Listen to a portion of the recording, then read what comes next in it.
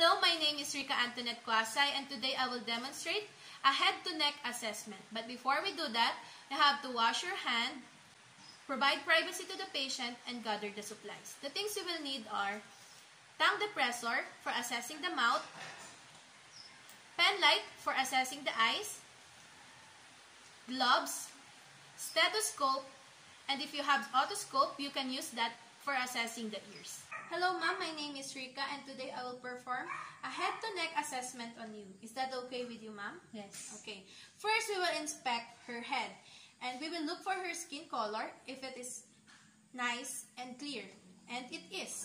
And then we will look for her head size if it is in size with her body. And as we can see, it is in size with her body. And then we will look for any abnormal movements or any twitching in her face that she cannot control.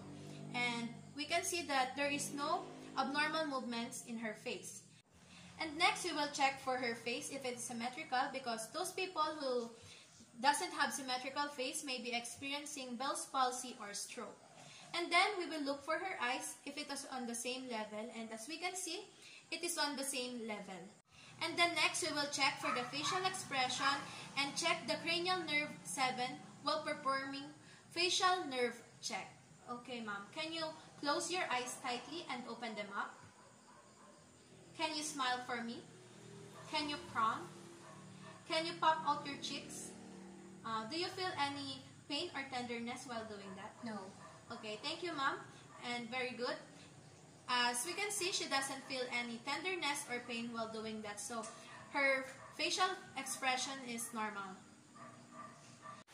And next, we will palpate the head. And we have to wear gloves while palpating the head. We will check for any masses, indentations, or any infestations in her head. And then we will look for any skin breakdowns. And then we will inspect the insides of her hair if there is lice or any alopecia or baldness. And there is none in her head. After that, we will duffel the gloves and we will perform hand hygiene. Okay, what we're gonna do next is find the temporal artery, which is found here, and palpate them bilaterally. And while in this area, we will check for the cranial nerve 5, which is the trigeminal, that is responsible for many movements like mastication.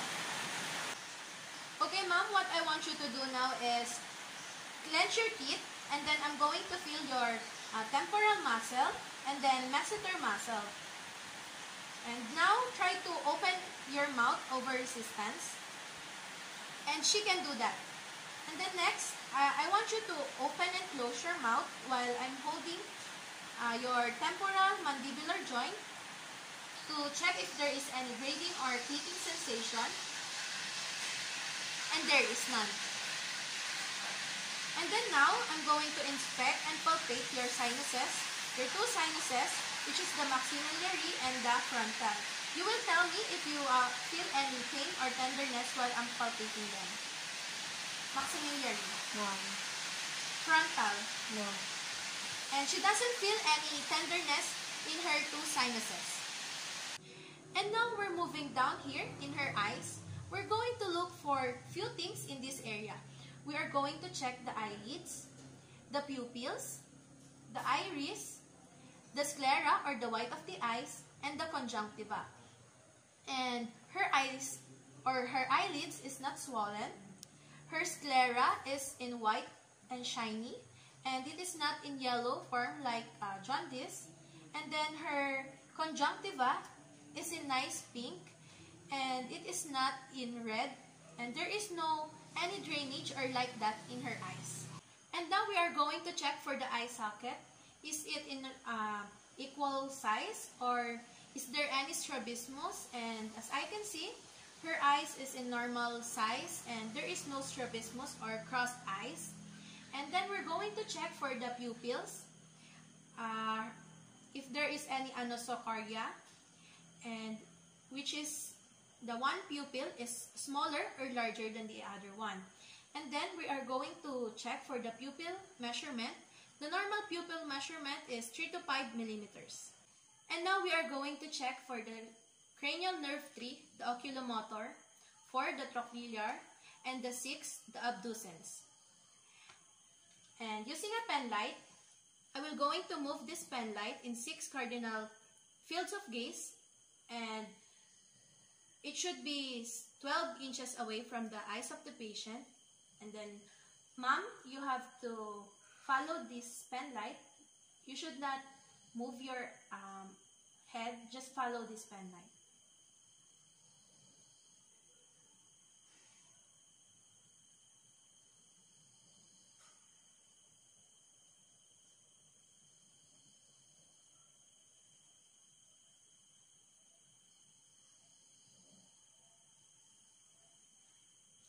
And I didn't see any voluntary or shaking of the eyes, and her eyes is in normal state.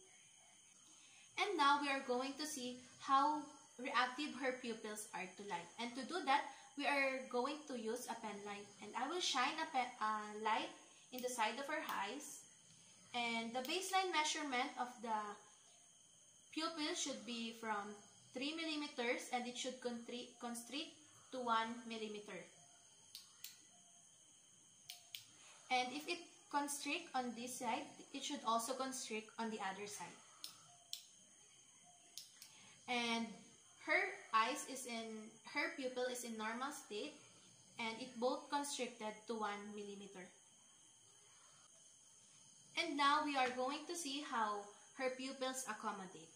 Ma'am, I want you to stare on this side. And then, I don't want you to move. Please don't move your head. Just follow this pen light.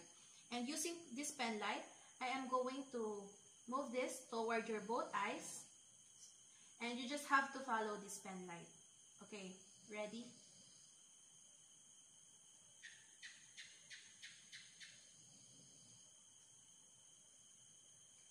And I have seen that her eyes crossed and her pupils constricted. After going that, we are going to document that her pupils are equal, round, and reactive to light and accommodate. Now we are going to the ears. We are going to inspect the outside of her ears. If there is any redness, abnormalities, or any drainage like that, but there is none. And ma'am, are you having any pain in your ears right now? No. Okay. There are patients that has long-term gout in their ears, which is we call tophi. And now we are going to palpate the ear. I am going to move it around, and please tell me if you feel any pain while I'm doing this. And now I am going to the target, which is right here. And ma'am, please tell me if you feel any pain while I am doing this. Okay, so the patient didn't report any pain, so we are going to move to the big lump behind the ear, which can be found here. We are going to look if it is swollen or if it has any redness or any tenderness. So it is fine. And now we are going to move to the insides of the ear. And you can use an otoscope to check the insides of the ear canal. And we are going to look for the cone of light.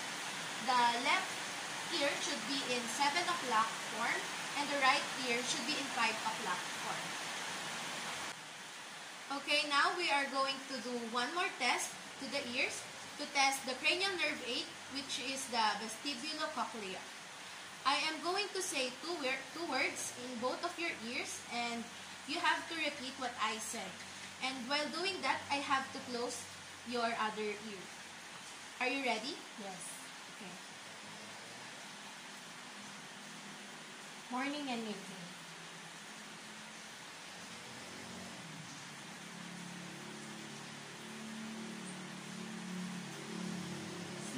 tired. Okay, so her nerve is intact. Now we are moving to the nose, and it is in the midline of the face, and we are going to inspect if the septum is in deviation. And now we are going to see if the patency.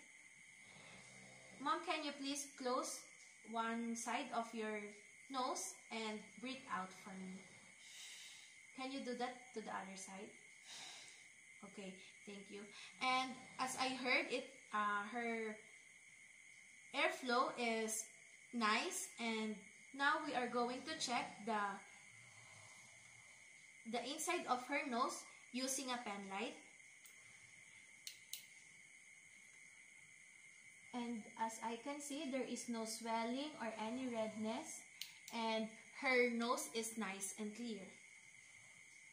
And now we are going to check for the Cranial Nerve One, which is the olfactory, the one responsible for smell. Mom, what I'm going to ask you is to close your eyes. Then I will put something in your front of your nose, and you have to smell it and tell me what it smells like.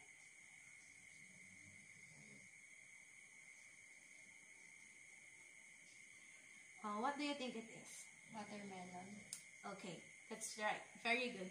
And that cranial nerve is intact. And now we are going to the lips, and as I do that, I will wear my gloves.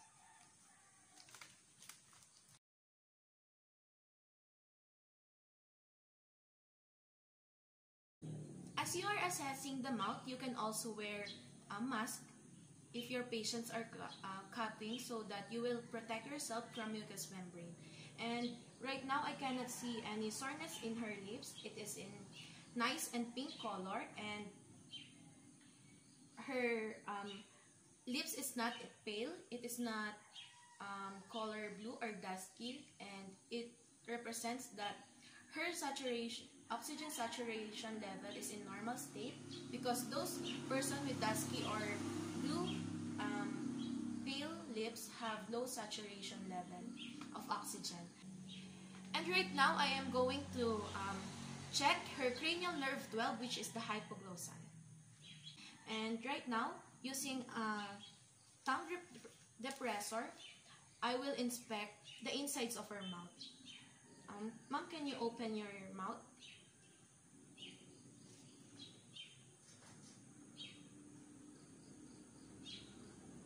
And right now, I cannot see any soreness or any abnormalities insides of her mouth.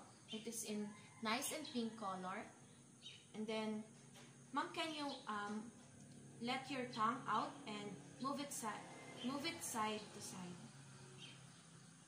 Okay, thank you. Right now, I am going to check for her tongue if it is in moist pink. Can you move? Can you let your tongue out again for me? Okay, so her tongue is in moist pink, and her tongue is not in beefy red, so it is in normal state, and there is no crack or dryness in her tongue. That dryness in the tongue may indicate dehydration, and her lips or her insides of her mouth is in normal state. And Mom, can you lift your tongue up? Okay, so I cannot see any lesions. Tongue, and her teeth are fine. There is no broken teeth, and there is no cavities. So right now, I am going to check the vulva, and I will palpate it softly.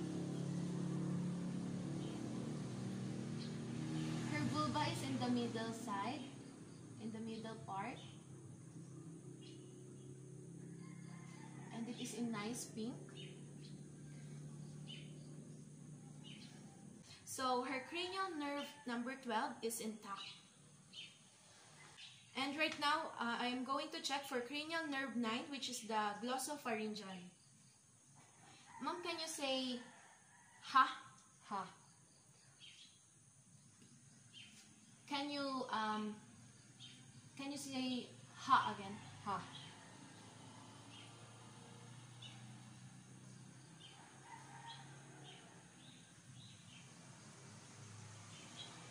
Okay, so her cranial nerve 9 is intact. And now we are going to move on to the cranial nerve 10, which is the vagus. Mom, can you say a word for me? Assessment. Okay, can you swallow? Do you feel any pain while swallowing? No. How about while talking? No. Okay, so her cranial nerve 10 is intact.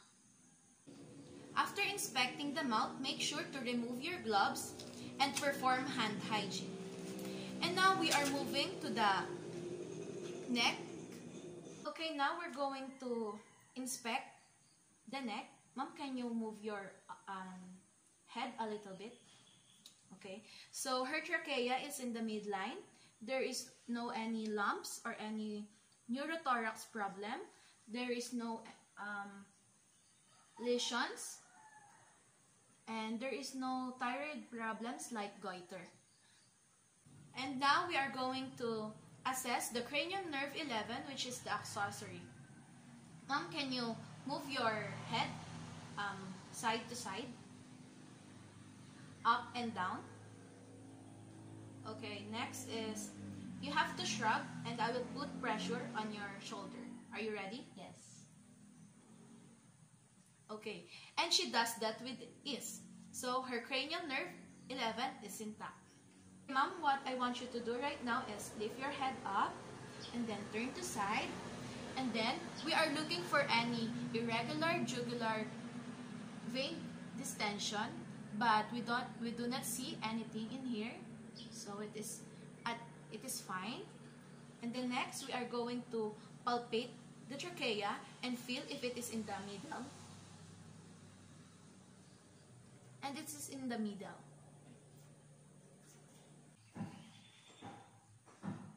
Mom, do you feel any pain while I touch this? No. Do you feel any tenderness or lumps? So, it is fine. There is no lumps and she doesn't feel pain whenever I touch it. Now I am going to palpate the lymph nodes. Do you feel any tenderness? No. How about in this side? No.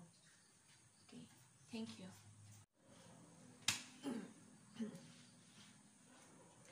And now we are going to check and palpate the lymph nodes, all sides of the lymph nodes.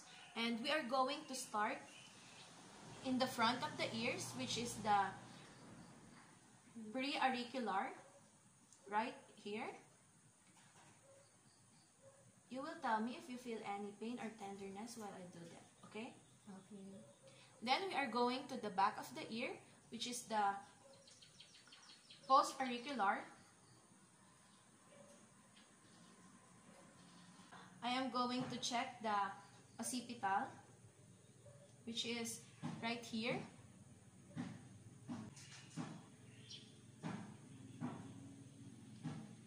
The parotid, the jugular digastric, the submandibular, the submental, the superficial cervical, and then we're going to move our way down to the deep cervical chain. And we are going to the posterior clavicular, which is right here. And then we are going to move to the supraclavicular, which is right above the clavicle. And then next, I will going to palpate the carotid artery that is next to the trachea. I am not going to palpate it bilaterally, and I will just do it one at a time.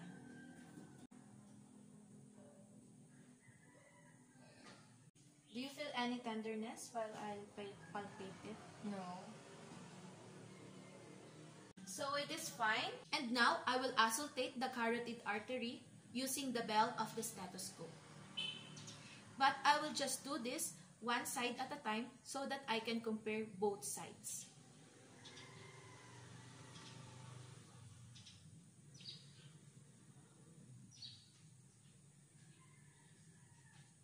Can you breathe in and breathe out for me?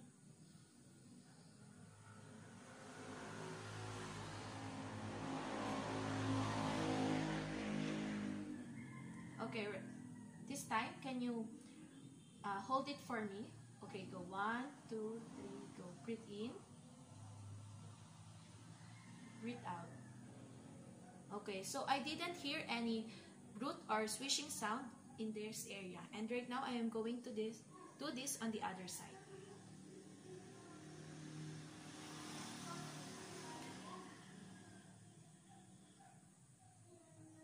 Can you breathe in and breathe out again for me?